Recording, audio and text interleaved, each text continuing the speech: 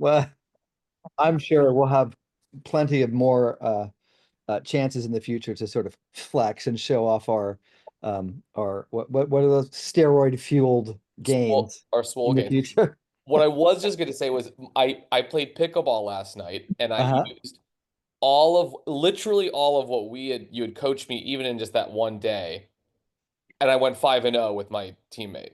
I'm talking about. That's what See, I'm just a little talking bit of about, coaching. baby. Just a That's little what I'm bit of talking coaching. That's all it takes. about. And I don't know if you saw my creative shot that was dedicated to you. I haven't seen the one from last night. It was too late for me. I had a better shot in mind, but I had to leave and I was with this girl and it was like not I was like I gotta get a shot. The only thing I'll say is do it as early as you can. I know, yeah, yeah, yeah. I was actually waiting for this shot for you. So Okay. All right. In that case, I feel honored. Okay. Enough messing about. We're here for our Surrender Experiment book club. And you want to lead us in a short, good. Raj has got the book. Good. I hope it's thoroughly marked up. And you want to lead us in a short meditation, yo?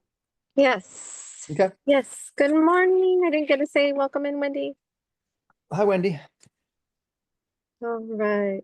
So if we can just get comfortable in our seats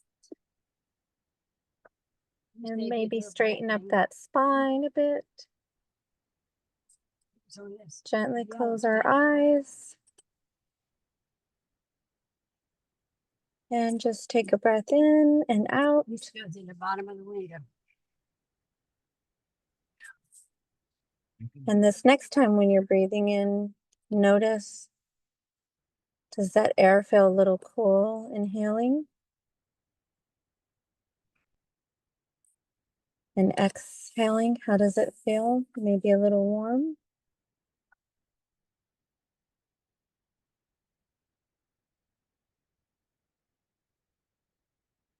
And as we get into this relaxed state, we'll just sit here for a couple minutes.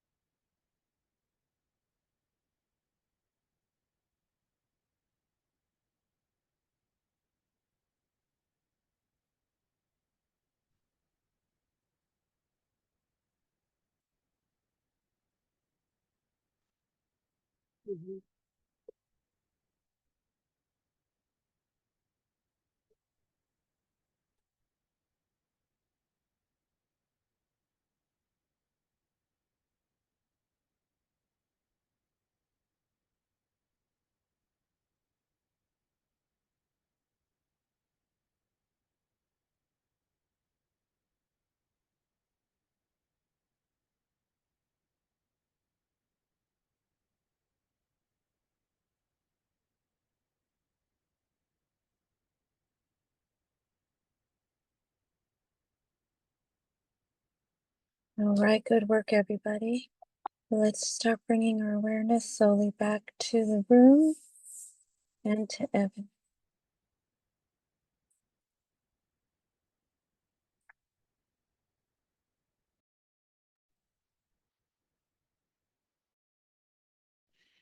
All right, let me just go into a quick little prayer here. God, higher power, universe, infinite light and love, whatever you want to call it. We open ourselves to you. Help us to stay open, to remain open, with every pore in our being to stay open and relax and to receive. And help us to gently let go of any of the pieces and parts of us that want to close, that want to shut down, that want to hide away, that want to hang their heads in shame.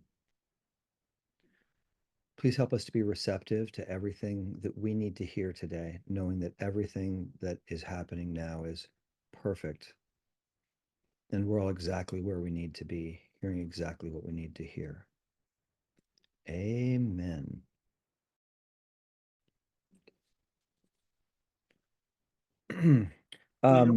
Prayer, guys. So I had, thank you, Angie. That was a lovely little meditation. And Natasha, on that other thing that we were talking about right before we hit record, I had a very clear instinct during our meditation for you just to sort of wait 100% until there's no kind of charge whatsoever. before making any decision about reaching out. Like let it completely like be dead. And then from that place you can go, do I want to make a call or not? Okay, let's see. Give me 1 second, you guys. I want to my iPad shut off for a second. I'll be right back.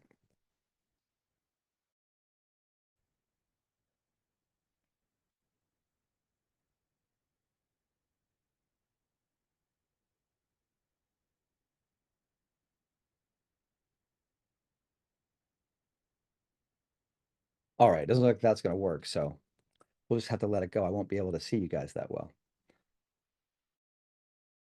I've seen you before. You guys all look great. Okay, so let me open up the book here, and we'll sort of revisit where we were and where we just kind of we were with Michael. He was talking about you're literally not the same person on both sides of a true to life changing event.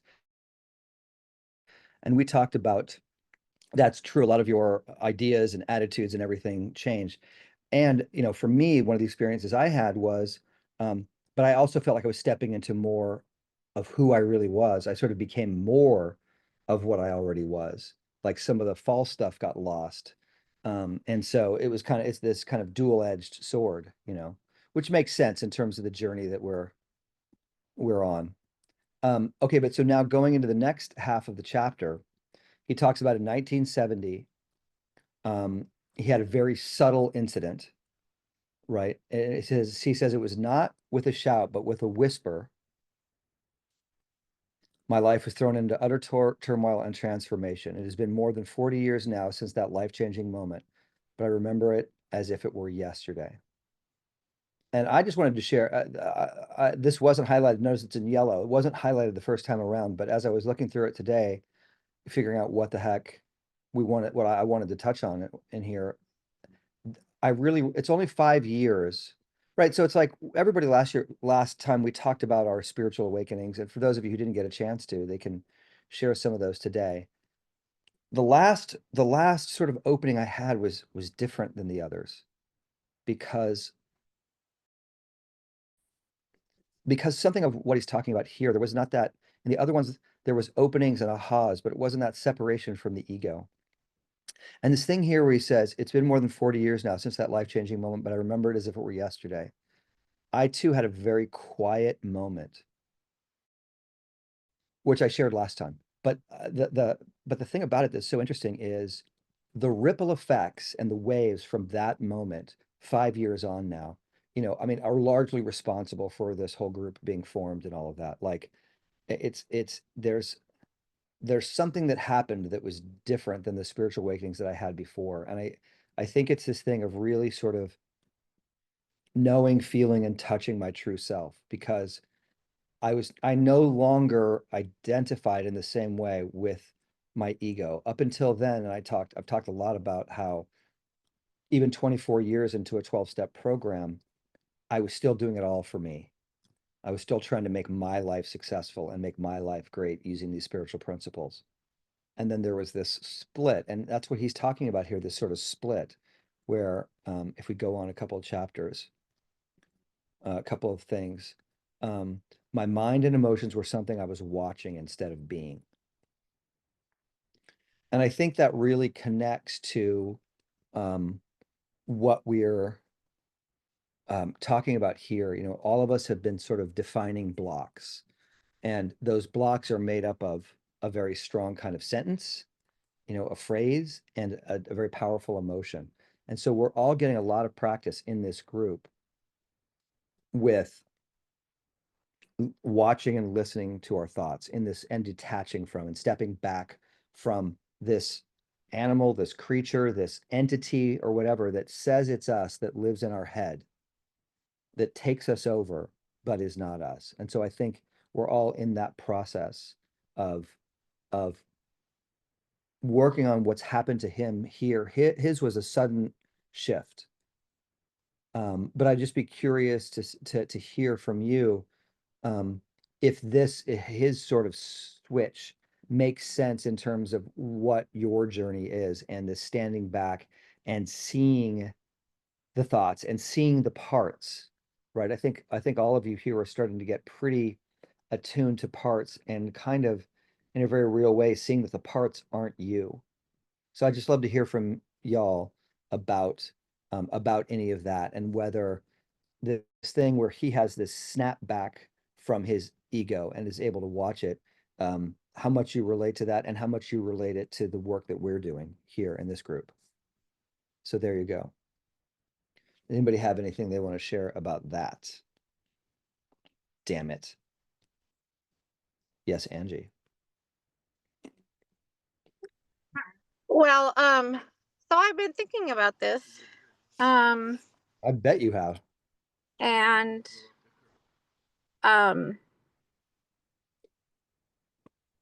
in my life, spiritual awakenings were not with a whisper. They were not quiet.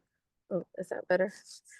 And but with this work, when I started attending your workshops, I don't know how long ago, that 8 months ago it was. But what I will say is, from reading chapter 1, like as soon as he started tuning into his ego, and as soon as he recognized his ego, he, from then on, he was able to stay like feel that split and realize that split, where I, like, even back in 2008 reading Eckhart Tolle, knew about the ego, knew about the separation, but it was like, try to realize that 1 or 2 days and I'm back to the same ego and loving my ego and listening to my ego and not being able to hold any kind of a divide, hold any kind of a split. And it really, and then maybe a couple of years later, I'll read some spiritual books like Seed of the Soul or something like that, and I'll realize it again and can't hold on to it. So I'm getting to that point now where at least once a day I say, oh, that's your ego. Or, oh, this is where this is coming from. That is not you. And I really believe, and I'm not just saying this because you're my brother, but I really believe this all has to do, and Natasha and Roz may agree with this, I don't know, but it all has to do with this consistency, with this habit building, with this regimen, with listening every day. And it all has to do with that. And it's only now, all these years later, that I'm able to even hold on to it for more than a minute. That's great, Angie. Very well said. Very well said. Yeah. Yeah, it's a tricky thing when we're talking about this. It's definitely not nuts and bolts, right? It's not, because we can get attached even in the spiritual walk. It's, I mean, to say that I was attached to my sort of spirituality and thinking that I was a spiritual guy, I think would be a vast understatement. It's almost kind of embarrassing at this point, the way that spirituality can be used as a currency in the way that money can, and all of that, and that it can be held on to and it can be attached to. So yeah, the consistency absolutely for us is the key. But again, some of it has to do with, inside that consistency, what's the motivation? Is the ego in charge going, I'm going to get through to this place of peace and enlightenment? It's really hard to say. So it's a real, but again, this sort of consistency, you have more of a chance of seeing that ego and catching it. And sometimes, I mean, in all the 3 examples that we've used so far in this group, Michael Singer, Eckhart Tolle, Byron Katie, all these people were kind of headed in the wrong direction too. So it's a very strange thing. And for me, despite all the work that I did, and all the spiritual stuff that I tried to do, it was really the part of me that was living in the wrong direction at 100 miles an hour of really, I couldn't see that I was making my life about achievement. And I was like a bullet train, and I just smacked into it, because that's the thing, is we have all these parts of us that are so hidden. And rarely does a kind of awakening experience really affect the entire personality. Usually, I mean, for some, like it'll kill 80% of someone's personality. And then the ego will still be there saying, I'm entirely enlightened. And that's when really nasty shit can happen. Because the people don't realize that they think they're all the way there and they're doing damage and they don't realize it. So it's very easy to have a blind spot, which, you know, to me makes me feel good about the work that we're doing is we're always so interested in what our blind spot is. And I really related to you, Angie. I remember for so many years this notion of I start out the morning and I'm so connected. And by 3 p.m., I'm like, what happened? How did I lose it? How did I lose it? Oh, I see a lot of heads nodding. And, you know, it's interesting because I don't have that in the same way anymore because I realize the thing that's asking, how did I lose it, is the ego trying to hold on to it. So it's like, I don't really hold on to happiness in the same way because I know that the thing that wants to hold on to happiness is the ego. I much more expect the what I call the yoga phenomenon, right? So you go to a yoga class and you come out and you're all blissed out and somebody cuts you off and you're like, F you, you know, you're like, wait a minute, I was so spiritual. That's more my understanding these days. It's like, if I get into that peaceful place, it's more likely that this ego is going to sort of come up and lash out. And I don't look at that as I've made a mistake or I've lost it. I go, oh, I got to a place of such relaxation and peace that now this piece of darkness has exposed itself. And now I get to see the ego even more, which is what I want. I want to see the ego in all of its manifestations, all its incarnations. And if I can spot it, now I'm getting somewhere. Now I'm like, okay. Right. So that's what we're in the process of. And so I think that's how that very directly links to everything that we're doing. And this conversation of parts, which you don't see anything about parts in this book at all. I think this conversation about parts is such a high level conversation. Hold on, that's God calling me. I need to take this. Oh no, it's scam likely. I apologize. Maybe I won't get it. What was I saying before I was so rudely interrupted? The book doesn't discuss parts, but we do. The book doesn't discuss parts. And I think it's such a high level conversation because when you just call it ego, it's this whole just, you know, it's like lumping everybody in the continent of Asia together, you know, all those Asians, they're all alike. No, there's all these aspects to the ego. And if you are not paying attention to the different aspects of the ego and the way they manifest themselves, then you're not very sensitive. And we haven't talked a lot about sensitivity, but for me, that's such an important concept here is we want to become more and more sensitive. For me, that's why I feel like I'm sort of good at what I do in terms of being able to tune into my emotions and to other people's emotions is because sensitivity. And so when you start to become sensitive yourself, you'll see that there's these different parts. And, you know, I mean, just this week, Natasha and I were talking and we sort of, a whole new part came into focus that hadn't really been seen before. And you have to do this work of becoming more sensitive and seeing. And that's just a journey. That's just a journey.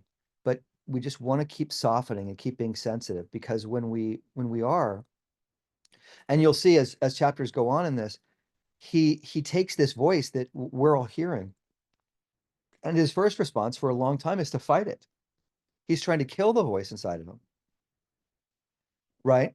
So that we're not spending any time doing that because I saw a long time ago that that does not work, you know, because a lot of us come from this 12-step background where it's like we cease fighting anything or anyone. Right. And so we're not fighting these thoughts. We're not fighting these parts. In fact, we're doing just the opposite. We're doing what Buddha said. Sit down and have tea with them. That's what we're doing. We're welcoming them into our heart and into our space. Yes, Wendy, Well, I wanted to share, please. I was going to say, most of the time, I think my spiritual awakenings have sort of, I've just noticed that there they are. So it's been a subtle change, you know, oh yeah, I'm doing that differently or thinking differently. But I did have actually a pretty big one just in the last 2 or 3 weeks. And it started with a session that I had with you about a part. And Okay. it was, you know, a problem I was having with a friend and a neighbor. And, you know, it really, our session together really changed everything. And Wow. I paid attention to that part every day for several days. And it's from when I was 2.5 years old and my brother was born. And it told me that I'll never get chosen. Other people are always going to be more important than me. Um, like my brother was, it seemed. And I think that might even be true. But I I found out that that part was sort of, it's not gone. It's clinging to me kind of like a koala bear because I was nice to it, you know? Oh, It's, I can't put it up on that pedestal just yet. It's not ready. But as a result of it, I did go and talk to this friend from a really different place, from a really complex place. I didn't accuse or get mad. I just said, I really need this right now. Would you be able to give it to me? I need a little extra attention and TLC because it's been so hard. Are you available? And she was like, of course I am. And so it felt like a miracle to me. that is a miracle. That is absolutely 100% a miracle. That is such a beautiful story. I mean, that's it right there. That's it right there. I mean, that you sort of, it's like proof positive of everything that we're talking about. You identified this part and stepped away from it. And then because you stepped away from it, you were able to bring compassion to it. And then because you were able to bring compassion to it and separate from it, you were then able to interact with your friend from the more grown up or spiritual place, because this part was not running the show and you had an entirely different result. And so you were able to ask for some love and get it. Whereas if she stayed in charge, she would have hidden away, or she would have come at them with anger and pushed the love away, right? And this is something Natasha and I talked about last week. In order to recreate, everybody else gets it and I don't. Because that's her center. That's what she needs to keep proving the truth of that. Yeah, I have over and over approached situations or friends as if as angry as, you know, needy and angry, and it never works. All it It does is never lose works. friends. Right. Because you're coming from a completely wounded, triggered 2.5-year-old. And how good are 2.5-year-olds at dealing with conflict and asking for what they want? No, they scream and they kick and they cry and that's it. And it's like, so, I mean, I can't tell you how happy that story makes me. I mean, that is really beautiful. And you're really applying exactly what we're talking about. And, that's the thing. It's, I do this, the more I do it, just the more, it's like, there's no such thing as this this never not works. It always works. When we bring that consciousness to this unconsciousness, the unconsciousness starts to heal and we start to separate. And it's like there's a whole new life for you possible now in the way that you deal with and the love that you get from people when she's not running the show. That right there is a perfect example of seeing the bars of your cage and stepping outside of them. I mean, you just demonstrated it. So, I mean, bravo and wonderful. I mean, I couldn't be happier. That's And so thank great. you. I've been meaning to message you for ages to tell you all of this, but thank you. Well, no, this is great. I mean, I'm glad. This is a great way to hear it. Okay, Natasha, did you want to share something? Yeah, if it's okay, on the heels of Wendy's victory, could I share my victory Of too, course, I'm gonna or lower my your hand. surrender? Yeah. I had a surrender yesterday and seeing a part that was really key as well. What happened for me, surrender wise, was that I got broken up with in a very surprising, sort of shocking, out of the blue way. It was very unexpected. The person was in reaction, and instead of when he said, I'm breaking up with you, instead of going into negotiation, instead of feeling pleading, instead of trying to discuss, instead of getting angry, instead of any of that, I had this total surrender happen like in a split second. Literally, like I've never had it happen before, but I've been working towards this for a long time. And I just said, okay, bye. And like totally let it go. And that is unprecedented for me. Like I'm always the one who's like, thank you for smiling, by the way. Angie, I saw that like look of pride in your eyes. Yeah. And Susie, all of you, like for me, that was a big victory because I'm the fighter. And And so to just go, okay, bye, like without any charge to it and just totally accept it. And I have never been so okay, like in a being broken up with forever. Like I'm shockingly okay. Like I haven't even cried. That's how in surrender I am. Like, what? Yeah. And then the other part I wanted to mention, if it's okay, Evan touched on it, was that what he helped me see yesterday was that there's this part of me, because I realize there's a part of me that feels like she's never going to get her needs met. And she comes out like a shadow operator and starts trying to dictate like things I say and things I do. And it's been very problematic for me in relationships, like with romantic partnerships. And Ev he pointed out like a part of that part, which is something you've touched on before, Evan, but that really what she wants is to be in want. So she acts like, she sort of like acts like, oh, I'm never going to get my needs met. I'm scared I'm never going to get my needs met. But what she really wants is to be in that place of fearing never getting her needs met. And it's such a subtle twist that it's almost hard for me to lock onto it. Like I think you have, I can lock onto it a second here, a second there, but it's so refined and she's so covert that honestly, even as I'm talking about it, I can only feel her in like little fleeting seconds because it's so, I was about to say sinister. I don't want to apply that to my girl, but it's so, she's so fine-tuned, let's put it that way.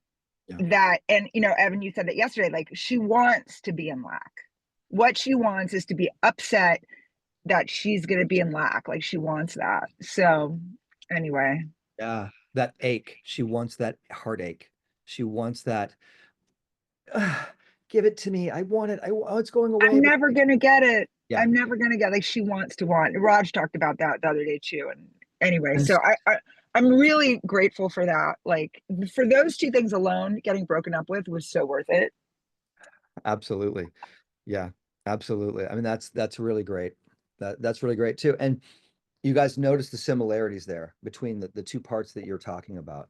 This part, it seems like it wants love, but all it's really doing is creating the circumstances of almost getting it to where it can reach for it and then not get it. And it's like, that's why it's such a difficult prison, because people are so fooled by what they say they want. And it's like, Yeah. you cannot trust a word that comes out of your mouth. I'm sorry, I love you guys all, but Laraj and then Susie, after we do this, hold on, I did something wrong. But you cannot trust you cannot trust a single word that comes out of your mouth. If you say, I want this, I go, great. Now let me show you 3 parts of you that don't want it even more. Right, because that's why you don't have it, because that part would rather yearn for it and strive for it and try to get it and spend its whole life trying to get it. That's why this prison, and you're right, it's not the little girl that's devious, but the mechanism is devious. The mechanism tries to remain hidden because it's trying to protect you and save you. There's nothing sinister about any of it. And it sets you up. I'm just trying to get my needs met. Every time it sets you up. So here's the thing that can be a little bit hard to hear, but this is such an important thing to say. We always create what we fear.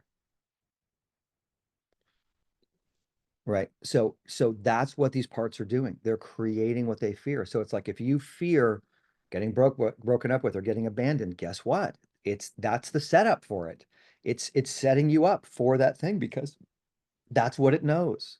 That's what it's comfortable with. So we're going into this book and we're discussing this book and talking about it. We're looking at the parallels. But as you can see, in some ways, what we're talking about here is a little bit deeper than just seeing that there is an ego. Right. And it's going to take him half of the book before he realizes, oh, maybe I shouldn't be fighting this tooth and nail. He's trying to meditate it away, which, it's interesting because here's this guy who has this really big awakening that continues to expand. But that's from a spiritual standpoint, that's a very immature approach. Right. So that's where you get this mixture. We're all this mixture of divine spirituality and ridiculous attachment of the ego to our ideas. It's like, so we get to watch him sort of stumble through some of this stuff too. So it's a really interesting journey. Okay, so let's see. I think it was Raj and then Susie. Is that right? Is that what I said? Okay, Dr. Raj, who has a PhD in fun. What's Yeah, dude. I love that. That could be a cool title for something. But anyway, You're right. yeah. By the way, we're still on chapter 1, right? It's the We're on chapter 1. I know. Hard to believe. No, no, no. You have not been left behind, that's for sure. Yeah, no, okay, good. I just wanted to add, you know, my experience with surrender and uh, you know, I've come to connect to a more softer whisper voice, and I've come to feel that quieter voice is a more loving, soothing direction and guidance and intuition, right? However, as Evan knows, but everyone else, like the last couple of weeks, I've just been done fighting. So that was loud actually. Like that voice was or I guess you could say inner being was over like really, really I don't think it's a coincidence we're working step 3 and we're reading the surrender experiment, you know, and for me at least, my experience. So just want to share that. That's it really. I just, you know. Thank you, brother. Thank you. Yeah. I mean, again, we can't choose the moment of surrender because it's our true self has no need for surrender. Our true self is completely at ease with everything that's happening in our lives, including all the bad shit. All the stuff that our ego is railing against, our higher power can see it in the deeper perspective of how loved we are and how necessary it all is. So it's only our egos that need to surrender, and it takes what it takes. You know, like you did all this great work of seeing through all these parts, and all that did was expose a part that was even more clenched down at the bottom that really needs to be surrendered. And it's like you can't surrender that. You can prepare the ground for surrender, but it's like you can't say to this part because it's not you. You can't say to it, now you must surrender and it's going to obey you. No, it's like a completely separate entity. And so you get to work with it and love it and bring it this compassion, because compassion is kind of the thing that makes it finally realize how hard it's been working way too hard. So when you say when you say I'm done fighting, it's like the ego is starting to see all this love and compassion and light in your life, and it's going, but I'm over here working my ass off and I'm tired. Most of the time, you know, that sort of shift happens when the ego is just too tired to keep going. Great job, bud. Okay, Susie. Oh my goodness, this call is so rich with stuff. Um, That's what we Evan, specialize in here, stuff. I'm glad that you're pulling apart the book the way that you are, because I didn't like the meditating the ego away, and I love how you're framing all that. And Angie, I totally related to what you said. I can be so I can just own what I read. When I get some of those ideas, I can just become them. And then how can all of a sudden I get so caught back up in ego? And for me, I know it to bring up Maslow again for me, because I'm in this place of fuck, is my husband going to deposit the money? Is my job going to fall through? I'm in this survival place. And there's certain times I can step back from it and trust and pray. And it's been going on quite a long time. So I truly, truly do wake up and speak to God first and love God and feel God's love the moment I wake up. It's fabulous. But I still have to show up to life. And what I'm kind of caught in right now, I wish I could name it so clearly like Natasha did, is there's this job that I'm applying for that I just had a coaching session yesterday. Um, and I'm so ready to apply and answer these deeper level questions to say why I'm a good fit. And yet there's this part of me that's freezing and avoiding. And I know I need to just show up and immerse myself. And that's kind of what I wanted to ask you. If you could help me pick apart what's going on when I freeze and don't let myself go with the flow that I know is there. Well, I mean, it's a good question. And certainly there's that freezing part is a part that's blocked, right? And so we don't know why. It could be as simple as that sort of core wound that you have where if I show up and I answer these questions and I really answer them honestly, they're going to laugh at me, they're going to reject me. It could be as simple as that. It could be this would be stepping into my power. And for 3 or 4 parts inside of me, stepping into my power is not good. So it freezes up. and says, no, we're gonna try to block this. It's not okay to achieve or be excellent, right? So we want to find these parts inside of us. But just going, take a step further back to this whole, you're not in survival mode. Your ego, body, mind complex is always in survival mode, right? That's what our egos are always doing. Okay. And so what you're learning to do is to not identify with the ego that's in survival mode. It's kind of why I want to do a workshop on just fear, financial insecurity, because it shows up kind of everywhere for everyone. And, as we know, you're never upset for the reason you think you're upset, right? So we know that it's not about money or lack thereof. It's something else. So we have to get down to what that is, right? So when you say you're in survival mode, it has nothing to do with whatsoever with the amount of money that you have now, the job search that you're doing, the not getting whatever job. All of that is a replay of, it's a recreation. And if you go with me here for a second, I think you'll see it's a recreation of your childhood environment. Where were you in a situation in your childhood where you felt like you do now, where you felt like your very survival was at stake, where you felt that threatened? God, my dad's violence. Exactly. Right. And so this is how I came by this too. So what the real issue that you have, remember Einstein said, there's only one question to ask: is the universe for you or against you? For you, with your dad's violent outbursts, you were taught at a physiologically base level that the universe is out to get you and you could be destroyed at any minute. Right. So that's actually, But no, I never believed it. I didn't understand why he was doing that, but I don't so know. the I feel like biggest clue to understand how you felt when you were a kid yeah, is, how do you feel now? it's So the frozen part. And it's I'm freeze, but that would correlate. It's I freeze. What do I do next? Freeze. Yeah, then I want to strategize. yeah, right. Freeze and then strategize. Freeze and Yeah, then that's fine. try to figure it out and how to get out of it, right? Because as a Yeah, kid, you were alone and you were frozen. Look, as kids, we all share this in common. We were all alone with nobody to help us, and we have to figure it out somehow. We have to figure out how to survive. yeah, You get that? So it's like yeah. that's what's happening for you now. And that's all it is.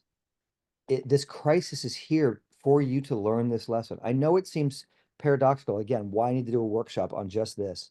Because people misunderstand. So when I work with people, I work with people all the time, and they're like, they're in Debt Anonymous or whatever, and they're like, I need money.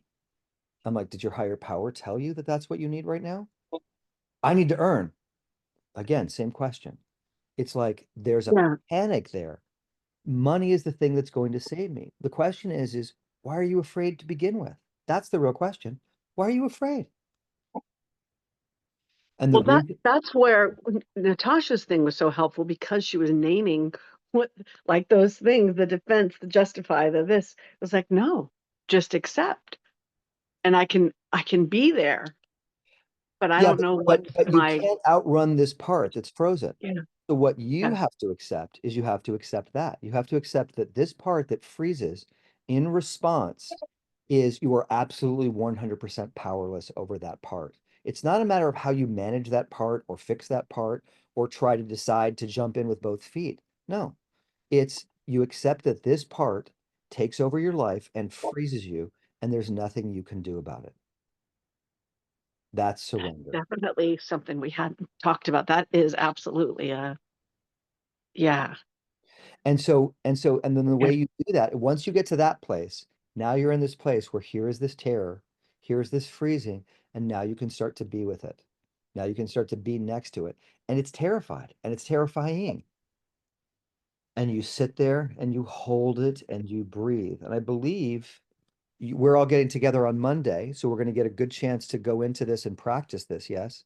And to help you to oh start, yes, yeah, and to help you to start to learn how to be with these things, because our natural instinct is to try to solve it.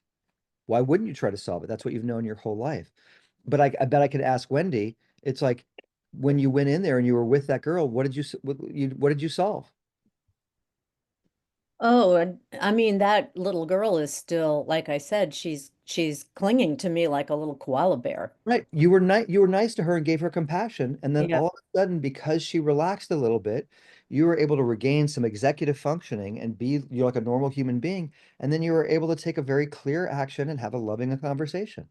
But Yeah, and that little part also has there's a flip side that I have to acknowledge, which is that if that little 2.5-year-old wasn't capable of feeling real love, that wouldn't have that little part could never have developed. So that's amazing. yeah, I mean, that part is beautiful. And the more time you spend with it, you'll see how beautiful she is. And it's like a flower opening, right? But you see, us giving love to that part is not us solving anything. It's us making ourselves available to the healing power of the universe, and the universe heals us. But there's no like, oh, and if I show up here on Wednesday, or if I call this person, or there's no figuring to do at all. Right. And Evan, I do know that. That's the Of thing. course. It's been a couple days and I've gone to the garden and I've given myself time in the sun and Yeah. I've been doing those nurturing things and giving her Yeah. room to feel what she Good, good, feels. good, good. Yeah. So I guess I'm looking forward to Monday to get to know her Yeah. better. Well, right. And it's as I said to Raj many times, we're all in a state of contraction and holding on. And we just slowly, piece by piece, see, oh, here's where I'm really holding on, and let go there. And it's this constant, it's not just this, I surrender and I'm all done. Even with him in his story, the surrender experiment, he's in this process of learning how to surrender and let go. That's what we're in. So all there is there's a part in you that is totally gripping, and you are slowly, slowly bringing love to it, and it's going to grip. It's going to keep gripping, and you love it for its gripping. And slowly over time, it's like this thumb will come loose and relax, and you know what I mean? And just slowly it will start to let go and start to dissolve. But that's what we do here. And it's like Wendy's example and Natasha's example is perfect. These are very emotionally charged situations, and yet for them, inside of them, there's peace because they're witnessing and attending to the wound, and then the real self is sort of there. In Natasha's case, the real self was, oh, I'm fine. Even though I wanted all this love and all that, this part didn't get it. She realizes, oh, okay, this part is upset. I'm fine. And Wendy had I'm separate from this part that's so wounded, and and the part is still so sad and clinging and all of that. But Wendy knows herself as not this part now. And so you have a part that's frozen. You're not frozen. And you're just slowly coming to see that. And the more that you bring compassion and love to it, the more freedom that you'll have around that. And the thing is, what I just want to say to you is you're so taken care of. For you, it seems like you're not, like you're on the precipice, on the edge of disaster, you know, and you're not. You're fine. It's only an ego part that believes that it's really in serious danger. And that's the real healing that people need to do around money.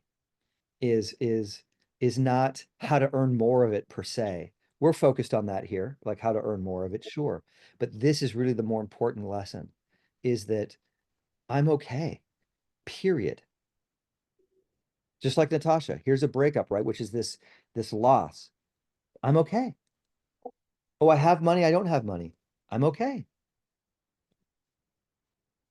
Okay. Yeah. Let me come back to the book here. Okay, um, so we talked about the separation, right, between the anxious mind. And so he's starting to get that separation. He's starting to watch it. And let's see. So I was the one quietly watching the activity of my mind, trying to fix it. That's what we call that the fixer, right? We call that, we recognize that the ego is always trying to fix something. So the more we can detach from the thing that's trying to fix it and go, oh, that's the ego trying to fix it. Because again, our higher selves have no need to fix anything, because everything is 100% fine. So if you find yourself trying to fix, worry, obsess, debate, choose, decide, all of that stuff, I'm sorry, those are some faces you're making there, Wendy. All of that stuff belongs to the ego trying to fix and solve. And that's where two-way prayer really comes in handy.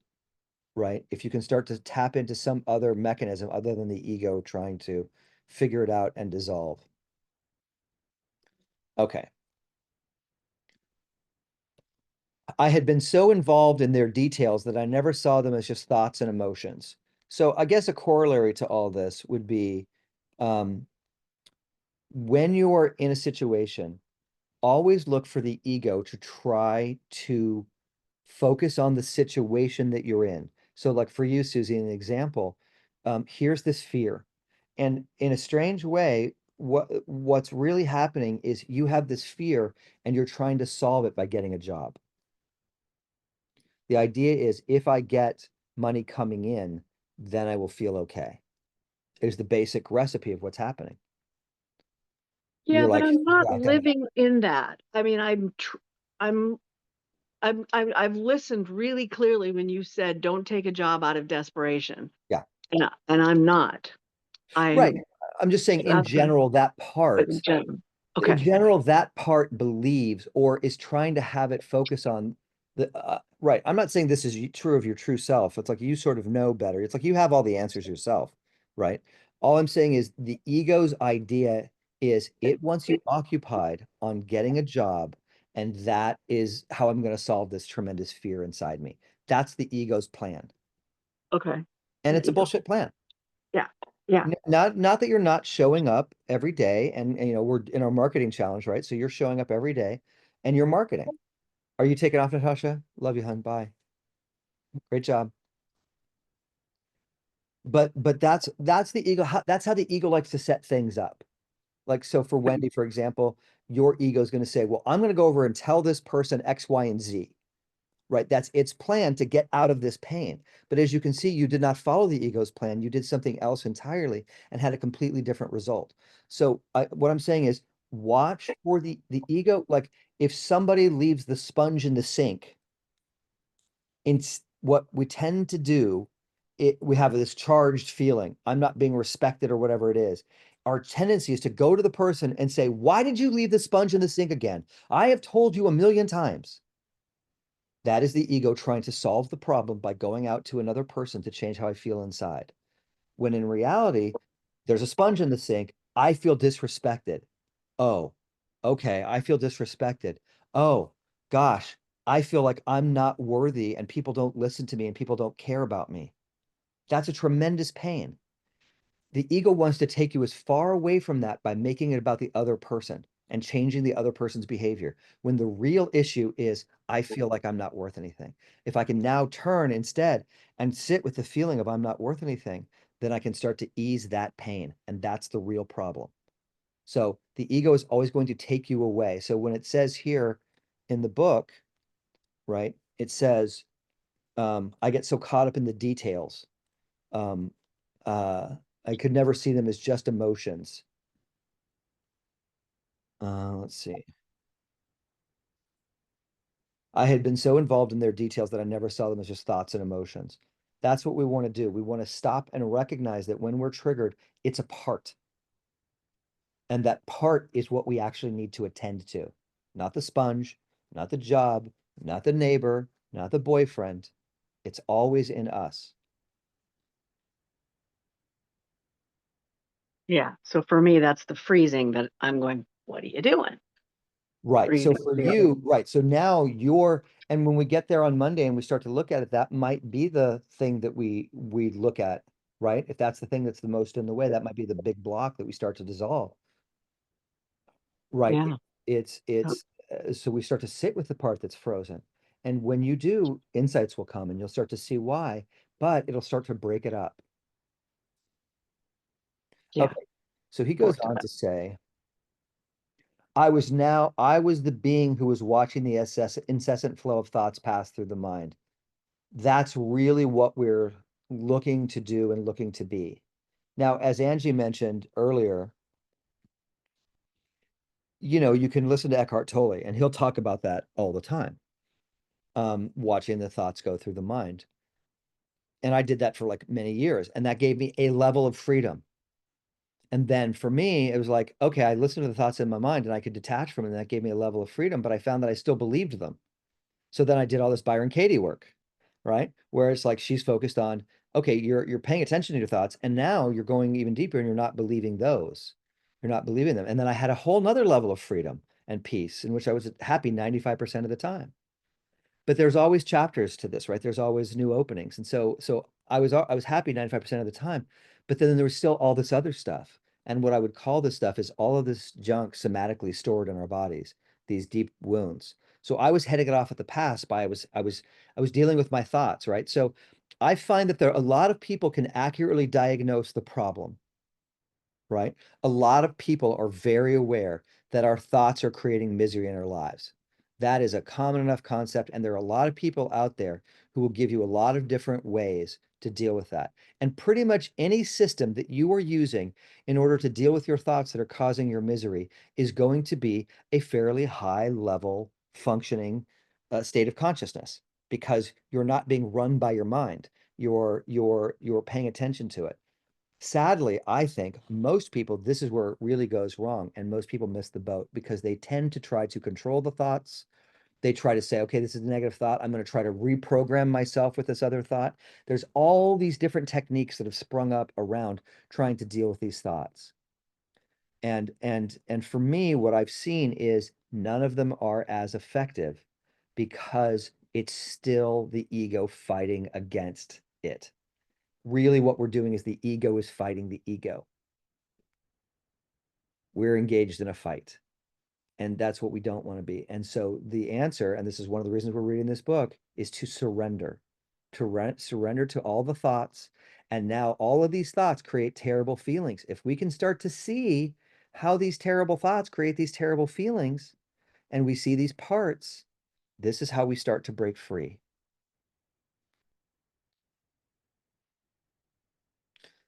Okay.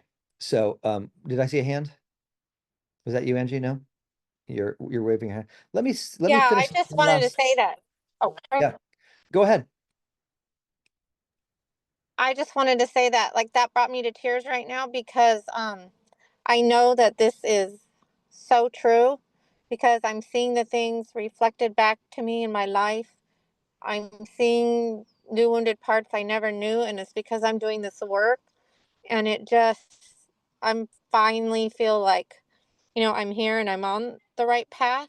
And I mean, just hearing like um, Natasha and somebody else shared, um, like the blocks being revealed, and it's just, I mean, it's overwhelming in a good way. Yeah. Just to be here. So Yeah. I mean, I too feel overwhelmed, Angie. It's like all the people posting and the different things people are saying. And I hear, because I spent so much time with this, I know what it sounds like when someone's hitting, like everything you said, Wendy, was just so spot on in terms of what we're talking about. And I just hear that popping up all over in the conversations. And I'm just overwhelmed with, like, I don't know what the word is, I'm just so happy to see that people are really seeing this. Because when we did it in the workshops, we exposed it for a little bit, then people would have a whole month or something, or month and a half, and go off. And it's like, there has to be more checking in and seeing it, and all of us talking together to expose it. You can't just go on. If you're alone with your own brain for a month and a half, you're doomed. But we have this connection now with each other where we're all supporting each other and seeing it and going, that's the ego, that's the ego, that's the ego. And most of it's the ego. If there's a problem at all, guess what? It's the ego. And even more importantly, it's a part.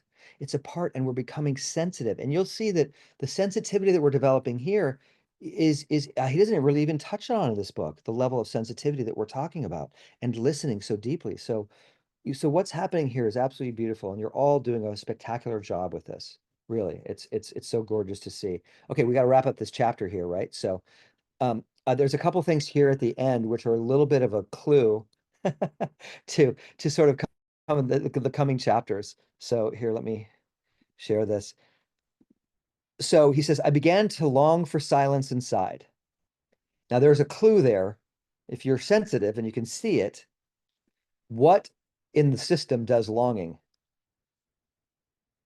right? So he's got an ego here that's now attached to this silence. And this is what happens. This is why I talk about, we get on the spiritual path And now the ego gets very addicted. The ego can, I mean, the ego, I see people, I work with people who are like very religious, and the ego takes all the religion and uses it as an absolute hammer to beat the shit out of them. You know what I mean? It's not, it's completely missed the point of God and all this beauty and all this love. And it's just this recreating their childhood torture through religion now, because the ego knows how to co-opt stuff. So whatever spiritual awakening you have, your ego is going to now take it and try to use it against you. Ironically. So he began to long for silence inside. Now, there is with everything, there's a true version and a false version. So I'm sure that his spirit was leaning forward more for some more truth, no doubt. But this, in the way that it's worded, and you hear it later in his thing, he's trying to get away from people and get his agenda. He has a big agenda in this book for quite a long time. And that agenda is his ego. It's not the God self. So here's this separation that he has from his ego, but it's not complete. There's still parts of him that we'll see where the ego is still kind of at least partially in charge, and he doesn't recognize it, doesn't see it, because he thinks the voice inside of his head is his own. And so he says, I could not get it to just stop talking for any length of time, right? So right there, you can hear that agenda, can't you? It's like he's trying to get this voice to stop. This is his plan. So remember I said, you always want to look out for where the ego is pointing your attention, because that is the wrong place. The ego, his ego is saying, I have got to quiet this voice, which is not the truth. That is not the truth. But in his ego, that is the plan. And you see the formula. The ego is always, once I achieve X, Y, or Z, then I will feel this way. His formula is, once I quiet this voice, then I will have peace. So you see, spiritual awakening or no, the ego is always getting in there. You know, because he had a legitimate spiritual awakening, no question about it. And the ego's still completely operating, because the ego is this separate system. And it's very tricky, as we've seen, it's very sticky. Okay, I think we can end here in the next couple minutes and be on time, which is always a victory for me. Anybody have any last quick final thoughts or statements or questions? Questions are dangerous, because if we get me talking again. I just want to thank everybody for their shares. Yeah. Thank you Very all. valuable. This was a lovely, rousing discussion, I think. It's Yeah. kind of cool. It's kind of cool to look at the book through the lens of what we're doing here. I think that's really kind of cool, because there's so much great stuff happening in the book. It's one of my favorite books. But then we can also see the traps. We can bring a lot of consciousness to this. So it's kind of cool. Yeah. All right. Yeah, it's kind of like Thanks, guys. when I you're gotta trying hop to off. Thanks. teach your Okay, kids bye. stuff Ross. and you have stories and you get to talk about the stories instead of talking about real life. It's very effective Yeah, it's for interesting. learning things. I didn't know what to Yes. expect coming into the book club. Yeah, and then how we have Evan, and we have all these tools, but we also have as Raj calls him, Evan the Wizard, uh because he knows about the parts, and I didn't know about this on my own. I don't know that I would have ever been able to work on my parts. Yeah, it's such a big breakthrough. I mean, I there are certain things that I feel like it's not really part of this community, but I feel like there are certain levels to spirituality that I mean, it may be worth a post or something talking about it. But the people who are the most unhappy are the people who cannot see the involvement their thoughts have in their misery. Those are the people the most trapped. So then from there becomes, okay, I can listen to my thoughts, I can separate them out, you know, and then there's the stage of, okay, I can stop believing the mind as much. And then there's then there's this level of detaching from the mind, and then there's this level of seeing parts. And each one of these is a further sensitivity and a further deepening of who we are, you know, that almost seems to follow a pretty natural progression in a way. So yeah, parts is a level of spirituality. Now, again, it's a psychological thing. You know, it's it's kind of a very popular and psychological aspect these days, because it's the language of parts is developed by Richard Schwartz. For me, I discovered this on my own, and then I had different names for it. But parts is such an easy and convenient way to talk about it that I just use parts. I used to call it the 13 to 30 Sorry, guys, I gotta go. Yeah. Randy. Okay. I gotta stop talking. Bye, Okay. Well, Randy. to be continued, everybody. Have a Okay. great day. Thank you. Thank Thank you you all. for your Bye. time, everybody. Thank you, everybody. See you Bye. soon. Love you.